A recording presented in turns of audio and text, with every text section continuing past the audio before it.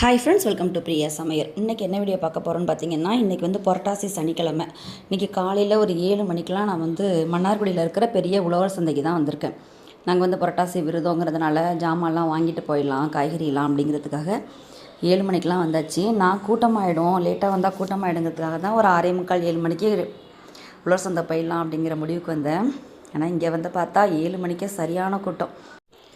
நானும் தர்ஷினியும் தான் இன்றைக்கி உழவர் சந்தைக்கு வந்தோம். ஏன்னா நிறைய காய்கறிகள்லாம் வாங்கணும், தனியாக வாங்கி எடுத்துகிட்டு போக முடியாது அப்படிங்கிறதுக்காக தர்ஷினியும் கூட அழைச்சிட்டு வந்திருக்கேன். இங்கே வந்து நாட்டு காய்கறிகள்லாம் பார்த்திங்கன்னா நம்ம கிராமத்துலேருந்து விளைவிச்சு இங்கே கொண்டு வந்து சேல் பண்ணுவாங்க. ரொம்ப டேஸ்டியாகவும் இயற்கை முறையில் விளையிற எல்லா காய்கறிகளும் இங்கே கிடைக்கும். எல்லாமே வந்து பசுமையாக ஃப்ரெஷ்ஷாக நேற்று விளைஞ்சி இன்றைக்கி கிடைக்கிற மாதிரியான காய்கறிகளாக கிடைக்கும்.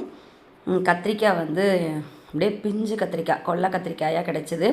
வெரைட்டி இருக்கும் நிறைய. கத்திரிக்காயில் பார்த்திங்கன்னா ஒரு 4-5 வெரைட்டி இருக்கும். பாவக்காயில் பார்த்திங்கன்னா ஒரு 4-5 வெரைட்டி இருக்கும்.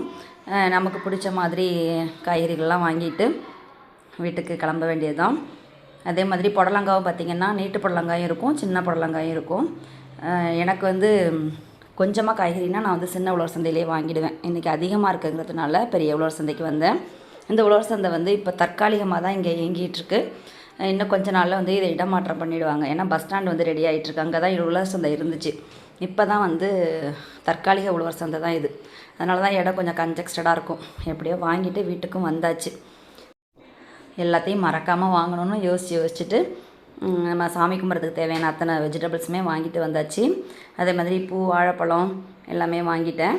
மரவள்ளிக்கிழங்கு வாங்கினேன். இப்போ வந்து மரவள்ளிக்கிழங்கு நல்ல சீசன், ஃப்ரெஷ்ஷாகவும் கிடச்சிது, அதையும் வாங்கிட்டேன். அப்புறம் கொத்தமல்லி, தக்காளி, சாமி கும்பிட்றதுக்கு வாழை இலை, அவரைக்காய், கத்திரிக்காய், பச்சை மிளகாய், எல்லா காய்கறியுமே ரொம்ப சூப்பராக ஃப்ரெஷ்ஷாக கிடச்சிது. காலையில் போய் வாங்கினா தான் நமக்கு இந்தளவுக்கு ஃப்ரெஷ்ஷு கிடைக்கும். அதே மாதிரி முருங்கைக்கீரை எல்லாமே வாங்கிட்டு வந்தாச்சு.